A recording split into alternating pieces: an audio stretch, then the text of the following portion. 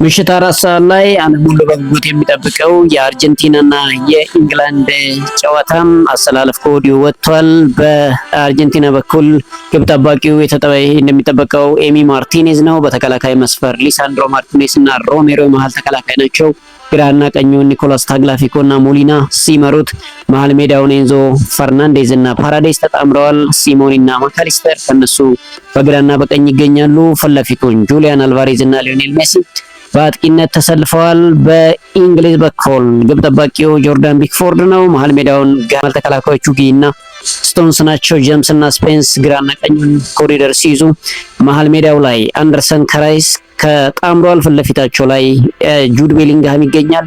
ዛሬ ወደ ቋሚ አሰላለፍ የተመለሰው ሞርጋን ሮጀርስ እና ጎርደን ለሃሪኬን ፓስ ያቀበላሉ ተብሎ እንግዲህ የግራና ቀኙን የማጥቃት ኮሪደሩን ይዘው ተሰልፈዋል። እንግዲህ በዛሬው ጨዋታ አርጀንቲና በዓለም ዋንጫው ከፍጹም ቅጣት ምት ውጪ 4 ጎሎችን አስቆጥራለች። ሊዮኔል ሜሲ ሁሉም የቆመ ኳስ ጎሎች ሲቆጠሩ የግብ ተሳትፎ ማድረግ ችሏል። ሜሲ እንግዲህ 3 ጎሎችን ከማዕዘን ምት ሲያስቆጥሩ አመቻችቶ ያቀበለ ሲሆን አንዱን ግብ በራሱ በቅጣት ምት አስቆጥሯል። እንግሊዝ በበኩሏም በዚህ ዓለም ዋንጫዎች 3 የቆሙ ኳሶችን ማስቆጠር ችላለች። ለእንግሊዝ ሃሪኬን ሁለቱን በግንባር ገጭቶ ሲያስቆጥር ቀሪውን ግብ ጁድ ቤሊንግሃም ከመረብ ማሳረፍ ችሏል። ሁለቱ ቡድኖች በዛሬው የማዕዘን ምትና ቅጣት ምት ሲያገኙ ወደ ጎልነት የሚቀይሩበት እድል ከፍተኛ ይሆናል ተብሎ ይጠበቃል። እንግዲህ ስዊድናዊ የቀድሞ አጥቂ ዘላተን ኢብራሂሞቪች ከምሽቱ ጨዋታ በፊት አስተያየቱን ሰጥቷል። ኢብራሂሞቪች ሲናገርም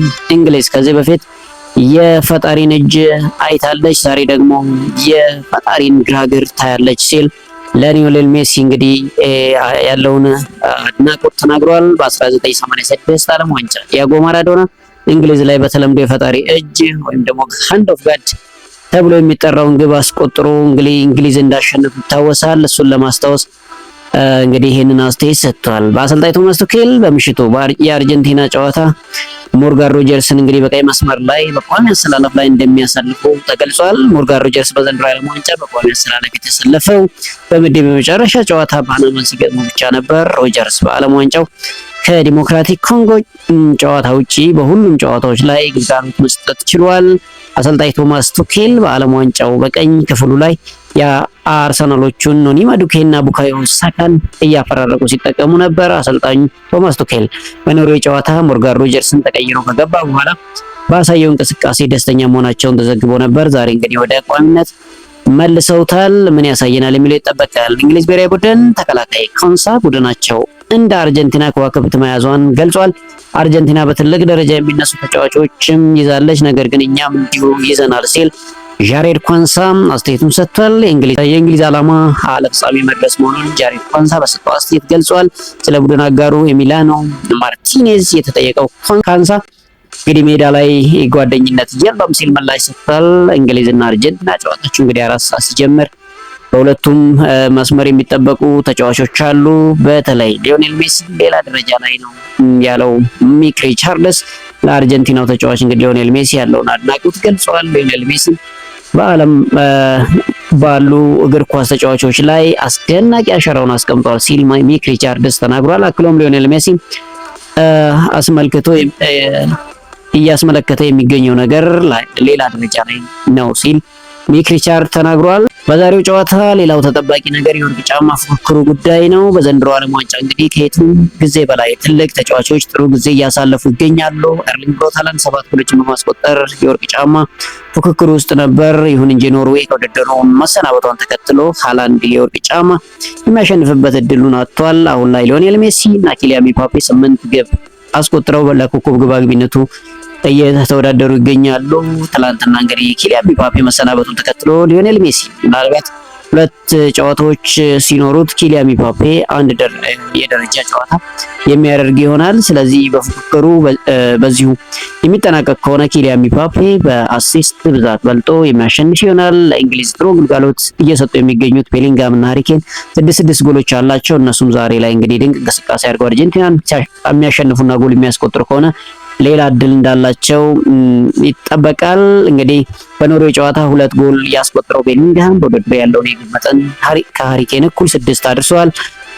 በአንድ ዓለም ዋንጫ እንግዲህ ሁለት ተመሳሳይ ቡድን ተጫዋቾች 6 ጎሎች ሲያስቆጥሩ ይሄም ለመጀመሪያ ጊዜ ሆኖ ተመዝግበዋል። ሁለት ተጫዋቾች እንግሊዝ በዓለም ዋንጫው ካስቆጠረቻቸው 13 ጎሎች 12ቱን አስቆጥረዋል። በሌላ በኩል በታሪክ አጋጣሚ ከዚህ በፊት በአንድ የቡድን ሁለት ተጫዋቾች ከአምስት በላይ ጎል አስቆጥረው ያውቃሉ። በ2002 የዓለም ዋንጫ ብራዚላውያን ሮናልዶ እና ሪቫልዶ 8 እና 5 ጎሎች አስቆጥረው ነበር። በ2026 የዓለም ዋንጫ ሁለት ጊዜ ሲከሰት ኪሊያን ምባፔ እና ኡስማን ዴምቤሌ 8 እና 5 ጎል አስቆጥረዋል። እንዲሁም ጁድ ቤሊንግሃም እና ሃሪ ኬን ደግሞ ይህንን ማድረግ ችለዋል። ዛሬስ ምን ያሳዩናል የሚለው እንግዲህ በጉጉት ይጠበቃል። እንግሊዝና አርጀንቲና የቀድሞ ተቀናቃኝነት ቢኖራቸውም በቅርብ ጊዜ እንግዲህ ተገናኝተው አያውቁም። ሁለቱ ብሔራዊ ቡድን የመጨረሻ ጊዜ የተገናኙት በ2005 በወዳጅነት ጨዋታ ላይ ነበር። ሀገራቱ ያላቸውን ትልቅ ተቀናቃኝነት ተከትሎ የወዳጅነት ጨዋታ ሲበር የተደረገው ሊዮኔል ሜሲ በወቅቱ 18 ዓመት የነበረ ሲሆን እንግዲህ በተመለከተው ቀይ ካርድ ምክንያት ጨዋታው አመልጦት ነበር። ከዛን ጊዜ በኋላ እንግዲህ 21 ዓመታት በእግር ኳስ ተጫዋችነት ያሳለፈው ሜሲ ዛሬ ለመጀመሪያ ጊዜ እንግሊዝን የሚገጥም ይሆናል። ምን ያሳየናል የሚለው እንግዲህ በጉጉት ይጠበቃል። እንግሊዝ ኖርዌይን በመርታት አራተኛ ተከታታይ የዓለም ዋንጫዋን ድሏን ነበር ያስመዘገበችው። እንግሊዝ በተከታታይ ብዙ የዓለም ዋንጫ ጨዋታ ስታሸንፍ እንግዲህ ከ1966 በኋላ ለመጀመሪያ ጊዜ ሆኗል። በወቅቱ ሶስቱ አናብስት የዓለም ዋንጫው ማሸነፍ ችለው ነበር። በዛን ወቅት እንግሊዝ በሩብ ፍጻሜው ከአርጀንቲና ጋር እንግዲህ ተገናኝታ 1-0 ማሸነፍ ችላ ነበር።